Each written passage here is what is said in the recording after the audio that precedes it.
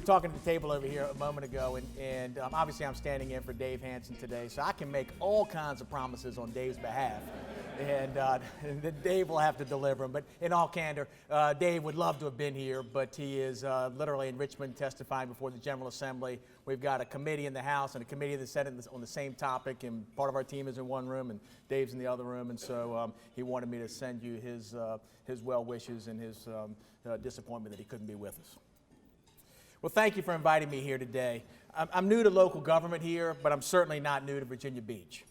I was actually a bellhop at the Avamere Hotel on 26th Street the summer I turned 15. Think about that. I was 15 years old. My parents were living in Portsmouth, and they let me live in the attic of the Avamere Hotel on the boardwalk for an entire summer. I won't let my 14-year-old daughter walk down the boardwalk without my eyes on her. It's a different world, although she would tell you I'm overprotective, but that's another conversation. I just completed my first full calendar year, and I'm filling some pretty big shoes, filling some pretty big shoes at this event. Jim Spoor was your city manager for 24 years. So while he may not be giving this speech today, his fingerprints are certainly all over it. I understand Jim traditionally provided a year in review for you all. Since this is a one-time shot for me, Dave Hansen, as I said, will be standing before you all next year. I'm going to take some personal liberty.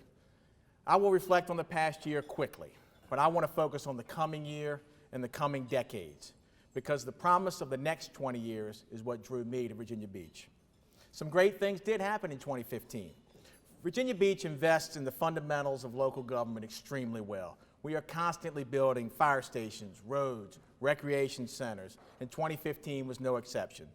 In Kempsville, we completed the intersection at Princess Anne Road, Kempsville Road, and Wichita after 3 years of hard work. This has spurred some exciting opportunities for redevelopment on all corners, and you'll be hearing more about them in the years to come. I'm blown away by the quality of the recreation centers. Last year, we opened the new Bow Creek Recreation Center, a 67,000 square foot state-of-the-art facility. And meanwhile, construction continues on the new Kempsville Rec Center, which is scheduled to open a year from now. Here in Town Center, City Council approved the newest phase of Town Center in December. And as you know, Phase 6 will include 120 apartments, new shops, a new restaurant, the Ziders American Dream Theater, and a much-needed new public plaza. I'll say more about that project in a few minutes. Another example of the city's long-range thinking is the Housing Resource Center. City Council approved it in last year's budget, and we're not content to just build a homeless shelter. We want a bigger, more comprehensive solution that will make homelessness in Virginia Beach and the region brief, rare, and non-reoccurring. For example, did you know that today we can guarantee permanent housing to any homeless veteran within 90 days? That's impressive.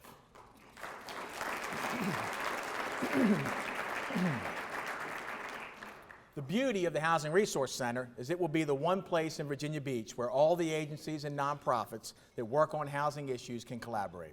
Construction will begin this summer, and we expect to open the facility in early 2018. Finally, there's the arena. City Council approved the arena deal in December. Andrea Kilmer and the USM team are working hard to finalize and close on their loan. In fact, Andrea is literally speaking with the Secretary of Commerce and Trade today as we're having lunch here. They're in full swing. They plan to begin construction this fall and open this iconic, game-changing venue in the Central Beach District in 2018. This is a critical step in Virginia Beach's resort becoming a year-round destination. When Jim Spoor retired in December and we celebrated his amazing career, we spent a wonderful time reflecting on the past 24 years of evolution in Virginia Beach. Now I want to talk about the next quarter century. Some of you may know, and Chris mentioned it, that I served as a deputy city manager in Portsmouth and was elected to the city council there years ago. But most of my professional life has been with the private sector. I was a banker, a small business operator, and an economic development consultant. When I arrived in Virginia Beach, I actually had a reporter come up to me and with some degree of suspicion, as they seem to do, said, why would someone want to give up running the consulting practice at Kaufman & Knowles to get back into the mayhem of local government? I told him that what attracted me to Virginia Beach is not what's been happening here over the past 20 years. I've certainly watched and admired the long-range visioning, the bold investments, and the willingness to take risk that's been the hallmark of Virginia Beach for the last quarter century. The vision and energy that businesses and political leaders brought to the work of creating the greatest city in the world is stunning, and it warrants our admiration and a moment of reflection. Many of the leaders are here in this room today. That long-range thinking, risk-taking, and vision was evident with the building of the Lake Gaston Pipeline, arguably the most important decision Virginia Beach has ever made. It was a popular decision in the beginning, but many people became unhappy and skeptical as the 15-year legal battle wore on. Kudos to Vice Mayor Jones and the other city leaders who kept up this long, successful battle. It was prescient and courageous. Many things you see here in Virginia Beach today would not be here without the Lake Gaston Pipeline, including Town Center. The city bought Lake Ridge in 1994, 1,200 acres for $9.5 million, what your former planning director Bob Scott called our Louisiana Purchase. There was lots of opposition at the time, but City Council made the commitment. The result was Princess Anne Commons. That's thinking far into the future. Consequently, in Princess Anne Commons, we now have a growing medical hub, a thriving sports hub, a diverse educational hub, and of course, the amphitheater. Since 1996, the amphitheater has drawn 5.5 million visitors to Virginia Beach.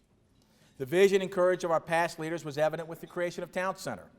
It was approved in 2000 and became a reality in 2002. It has become a powerful economic engine, generating jobs, new lifestyles, and tax revenues. Today, Town Center generates more than $7 million a year in taxes. That's over and above our obligations for debt service. That's $7 million to spend on services throughout the community.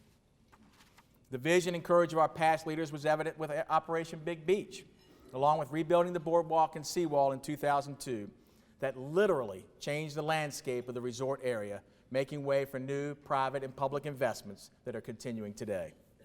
By the way, a few years ago, the boardwalk was actually named one of the 10 great public spaces in America by the American Planning Association. So that was surely a terrific investment.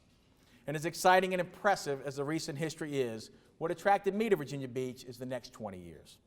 For the next few minutes, I'd like to talk about the decades ahead and our individual and collective roles in the successful, continual transformation of this city. By any measure, 2015 was a good year for Virginia Beach. And as we look ahead, 2016 has the potential to provide us with another round of transformational opportunities. Opportunities to transform our local economy beyond tourism, military, and the port. We will put great money and dollars into building an economy based on innovative technologies driven by investments in industry clusters such as biomedical, cybersecurity, and unmanned systems. We will see transformational oceanfront projects that include the Cavalier, plus $500 million of investments in the Central Beach District. Investments that include the arena, the dome, a city pier, the Vibe District. The coming years will bring transformational projects that will include, the coming years will bring transformational transportation projects that would include the Southeastern Parkway and Greenbelt, improvements to the I-264-64 interchange, and light rail. Light rail that not only connects the town centers of the two dominant businesses and cultural districts, but eventually the entire region. Let's be clear, this will not be easy. It will take political courage, financial commitments, and tenacity. It will take the same vision and courage the community has embraced these last 25 years. If we want to be the greatest city in the world, we have to continue to grow. If we're not growing, we're dying. Just look at Detroit, or Baltimore, or St. Louis. So the question is not whether to grow or not. The question is how to grow, and how to be competitive for new and expanding business opportunities that bring jobs and attract younger generations. Our competition isn't just Norfolk or Richmond or Fairfax. It's Charlotte and Jacksonville and Nashville. We compete on a national and even international level. Our city council has made it clear that they understand our need to grow, and they will support the critical investments necessary to continue on that path. So how do we take the next giant step forward and build on the foundation of this past quarter century? I submit to you that we must be the most collaborative, connected, creative community in the Commonwealth. The 3 C's. It's a nice alliteration, but it's also a good long-term goal for Virginia Beach. Collaborative. That's more than people working together, although we need that too. What I mean by collaborating is ensuring that we have the right processes and tools in place that enable us to work together successfully. Connected. through technology, connected through our transportation networks, connecting people. It's all part of what I mean by ensuring we focus on making the kinds of connections that will help our city grow in the right way. Creative. We have a growing arts we have a growing arts scene that contributes not just to our quality of life, but to our economy. Arts is a $56 million industry in Virginia Beach. It supports 1,400 jobs and generates nearly $6 million a year in state and city revenues. But creativity extends to all sorts of areas. Creative class businesses and creative problem solving are all factors here. Can we put it all together? To be collaborative, connected, and creative, we will have a winning strategy if we do. Community engagement is critical if we're going to be successful. I believe that we must begin to provide information to our citizens and receive input from them on their terms, not ours. Let me tell you what I'm talking about here. Recently, I saw a TED Talk video. Like many of you, I suspect you like pulling these things up and taking a peek. And a guy named Dave Meslin is a Toronto-based community engagement professional. And he nailed the problem in terms of city governments. And he would argue that there's a misconception that citizens, people, are apathetic or lazy or selfish or stupid, and so they don't participate. And he says that's not true. He said the reality is we put stuff in their way. We make it difficult for them. And he starts with City Hall. He said, let's talk about City Hall. And he pulls up a picture of a rezoning application in Toronto, but this could be a rezoning application in Virginia Beach. Picture one of our orange signs as you ride down Princess Anne Road or anywhere else. Try to figure out what we're talking about here. Where is it, and how do you put comments in on that? We make it very difficult to do. And so you say, all right, what if the private sector did that? Let's picture Nike selling shoes through a rezoning application. So we've got a notice of a retail purchase opportunity. Our regional distribution center has received notice that a product, a running shoe, will soon be available. It's silly, but it is. If we want to sell things today, if we want to communicate what we need, we have to do it differently. So look at this ad. Wouldn't that make it a whole lot easier for folks to understand what's coming to their area, what's coming to their neighborhood, and here's an opportunity for you to comment on it? So Meslin actually makes the comment that this is intentional exclusion, if you will. I don't think it's intentional exclusion, but it is exclusion nonetheless, and so we can certainly do better. So we're changing our thinking and our practices when it comes to community engagement and collaboration. The reality is people are not apathetic. They're time challenged. They want to receive information and provide their feedback on their time frame through their medium, whether that's Facebook or Twitter or Nextdoor or an email or a text. They want to sit down at 10 o'clock at night or 5 o'clock in the morning before the kids get up and get their information and provide their feedback. They don't have time to come to City Hall at 6 o'clock on Tuesday and sit through 7 agenda items to get an opportunity to speak on their item. They don't have time to show up for 2 hours for a public meeting on the comprehensive plan or the city budget. Starting with our current public outreach on the city's comprehensive plan, instead of only holding public meetings that require citizens to come to us, we're going to them where they already are, to the malls and the recreation centers, to the community college. We're experimenting with different ways that we can fit engagement into citizens' lives instead of always asking them to fit into our processes. We've developed a mobile app called Speak Up Virginia Beach. And everybody says when you start these speeches, hey, can you pull your phone out and turn it off? I'd ask you to pull your phone out and turn it on. Pull your phone out and download Speak Up VB. It's a tremendous app that we created in a very short time that gives folks an opportunity to comment on the comprehensive plan and understand the comprehensive plan a little bit. When we came out in the spring and did the first round of meetings on the comprehensive plan, we held 9 different meetings, and we would take 14 staff members, and we'd spend 2 hours in a high school. And when we were done, 147 people showed up to all 9 meetings. And so council said to us, that's not adequate. That's not public engagement. So we said, you know what? Our mantra now is we got 200 people, didn't really, but we say we got 200 people for 2 hours. We want 5,000 people for 5 minutes. My biggest goal is I just want people to know a comp plan exists and know what it is. Then I'll spend time trying to get them to weigh in and have an opinion on it and give us some feedback. We think it's a pretty powerful starting point for engagement. Virginia Beach is a city of choices. We love to say that. If you choose to get engaged, we're going to make it easier for you. That's collaboration with citizens in 2016. That's what using technology to connect looks like. Let's talk about planning and development process in Virginia Beach. It's been a hot topic since I've been here. And there had been no real systemic assessment of the Planning and Community Development Department in recent years. With the transition of leadership, we've taken the opportunity to evaluate the department and examine how the planning activities align with the other development-oriented departments: economic development, public utilities, public works, the SGA office, housing and neighborhood preservation. And that assessment is well underway. And we're looking at all the things you'd expect us to look at: strategy, structure, systems, values, style, staff, and finally skills. It's our goal to create a more collaborative, efficient, and transparent process throughout the entire planning department. In a parallel effort, we're looking at the development process in Virginia Beach. We're working with the DSC, the Development Services Center, to be sure that we are collaborating with the development community to get them where they want to go within our regulatory requirements. The DSC is now dedicating every Thursday afternoon to pre-submittal meetings, which have been very well received by the development community. We have all the reviewers in the room with the applicant. The applicant can know the issues with their project that the reviewers anticipate before spending a lot of money on design.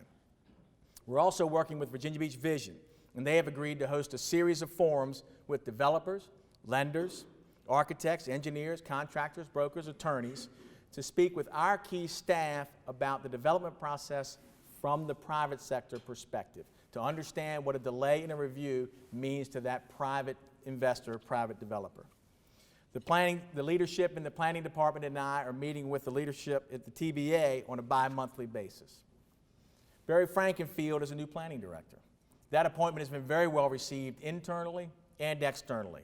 Barry is viewed as a collaborative and professional executive that looks for ways to make projects happen in a manner that works best for all sides.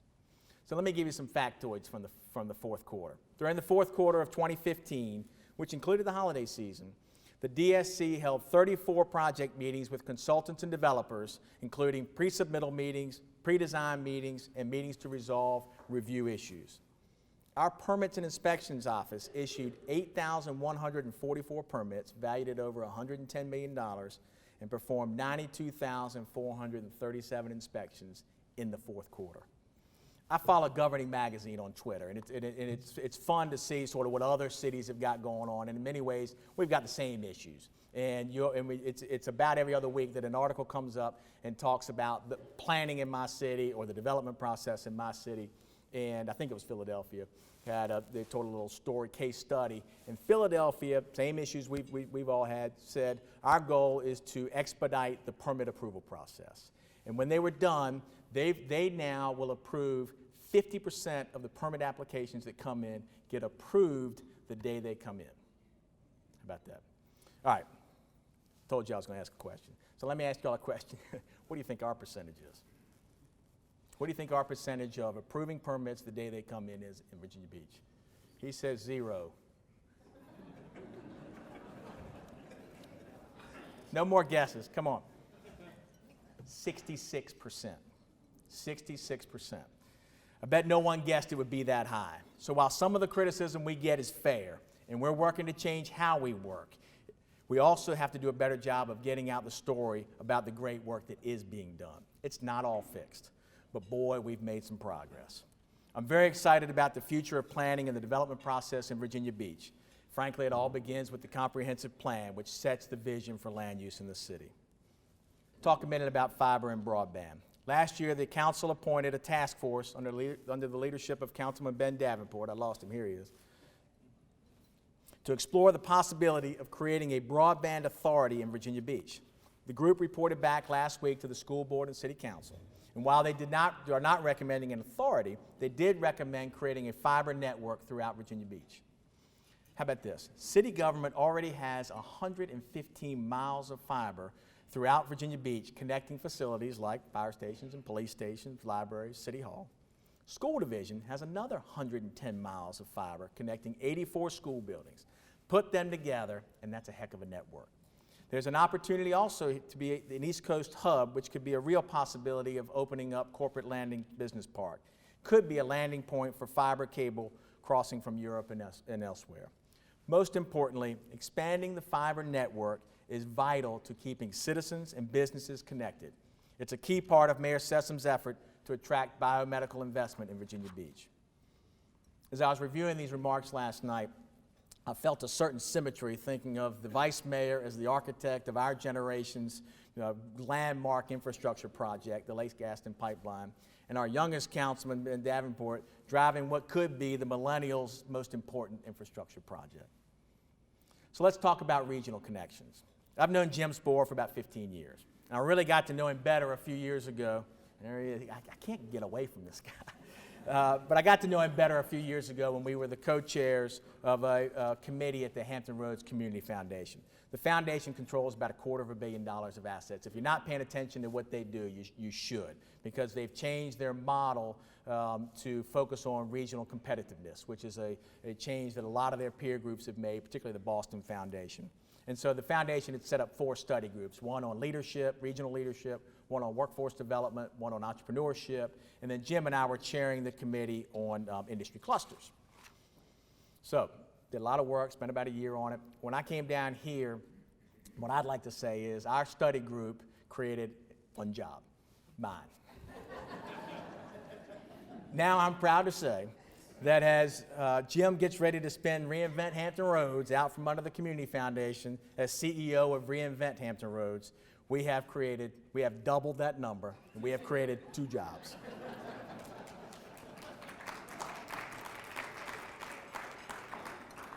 But here's the thing. With Jim Spohr at Reinvent Hampton Roads, we have an enormous opportunity to drive regional investments in transportation and other economic development initiatives. The program within Reinvent that has the most near term for Virginia Beach, in my mind, is REAP, the Regional Export Acceleration Program.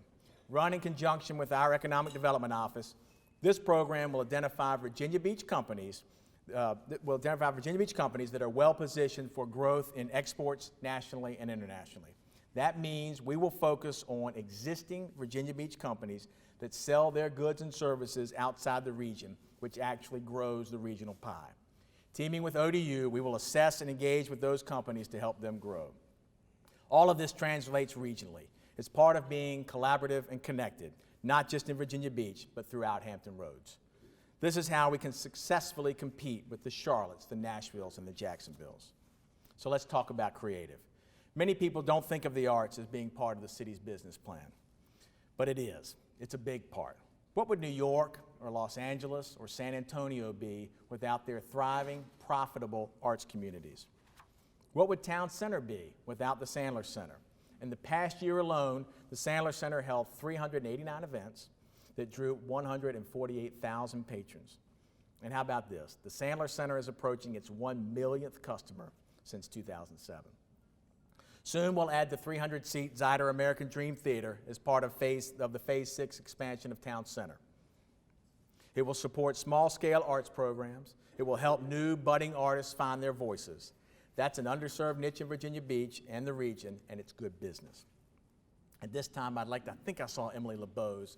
Emily LeBeause was the architect of the Arts Plan 2030, which was approved by City Council in late December.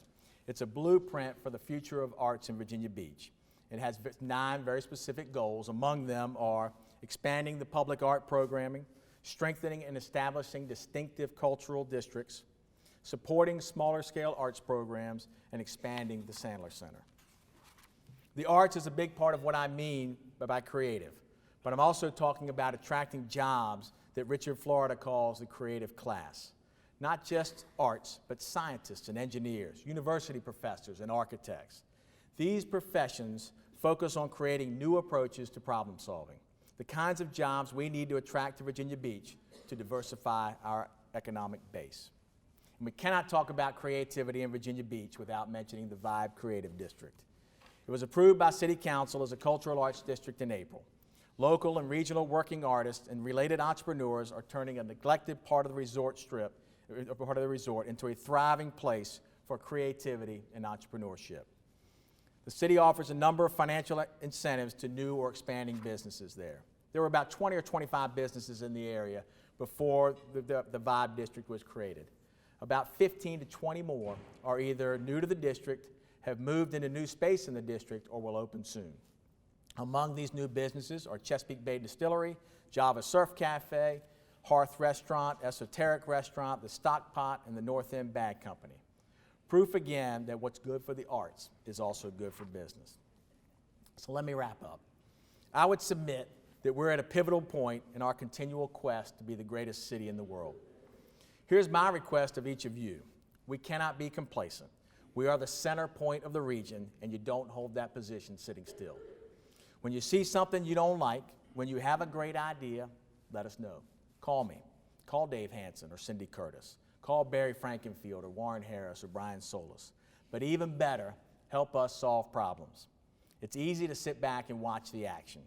I'm inviting you to be part of it. Local government cannot and should not transform the community on its own. I meet every month with the CBDA leadership, so I'm getting familiar with the issues in Town Center. But I'm also available to meet with you or any group you belong to. Just call me and we'll find a time to meet. Jim Spoor was in charge of the day-to-day business of running city government for 24 years. And there's no question that the day he left was a turning point. I believe we will look back on the day Dave Hansen picked up the baton and know that we continued to transform the community into the kind of place our children and grandchildren will want to call home. Frankly, I bet my career on it. We will get there not by the locality treating residents as customers, but by having residents involved as citizens engaged in building this community. We will get there by being the most collaborative, connected, creative community in the Commonwealth. Thank you.